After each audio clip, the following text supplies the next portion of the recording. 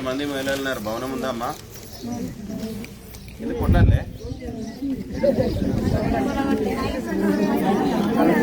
Current ఉందా దానికి? మరి ఉంటే కట్టించి పెట్టిరా అంటే ఇంకా డెవలప్ కావాలి. మీకు ఇంకా సంఘ భవనం కావాలి, కరెంట్ ఉండాలి, కూర్చోడానికి ఉండాలి, కుర్చీలు ఉండాలి, అన్ని ఉండాలి. మరి ఇంతమంది మహిళలు ఉన్నారు, మీకోసం ఆలోచించడం లేరు ఇన్ని రోజులు. మరి ఆ పిల్లగాడు ఊకే నేను మీకు పని చేస్తా అంటారు, నమ్ముతురా లేదా?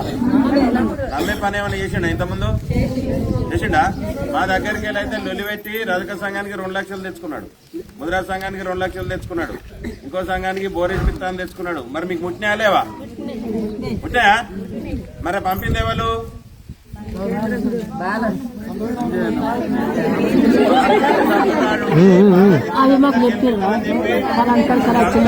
గెలిపిస్తారని చెప్పి బండి సంజయ్ పంపింది. మరి మీకైతే ముట్టినాయి కదా. మరి రానున్న రోజుల్లో మీకోసం కొట్లాడతా అని చెప్పి చెప్తుంటే అభివృద్ధి చేసి చూపెడితే ధర్మారం అని చెప్తున్నారు. మీకు నమ్మకం ఉందా? గెలిపిద్దామా? మరి ఆయన గుర్తేంది? బాల గుర్తు మీద ఓటేసి మీరు అందరూ ఆయన గెలిపియాలి. ఏదైతే సంఘాలను నిన్న అభివృద్ధి చేస్తా అని చెప్పిండ్రో ఆ సంఘాలకు ఇదివరకు చేసినవి పోను. రానున్న రోజుల్లో మహిళా సంఘానికి కానీ వివిధ సామాజిక భవనాల సంఘాలకు కానీ ఎక్కడైతే బోర్ అవసరం ఉంటే అక్కడ ఎవ్వరికి పైసల్లో ఒక ఎంపీకే డబ్బులు ఉంటాయి. ఎమ్మెల్యేకు ప్రభుత్వంలో నా దగ్గర రూపాయి లేదని ముఖ్యమంత్రి రేవంత్ రెడ్డి చెప్తాండు. ఇక బీఆర్ఎస్ వాళ్ళు 10 ఏళ్ళు ఏం చేసిండో మీరు చూసి మీరే పక్క పెట్టిన అవునా కదా?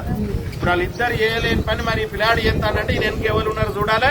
రానున్న రోజుల్లో కూడా ఆ పెద్ద మనిషి ఈయన కోసం పనిచేస్తాడు, మీకోసం నిధులు ఇస్తాడు, మిమ్మల్ని అభివృద్ధి బాటలు నడిపిస్తాడు.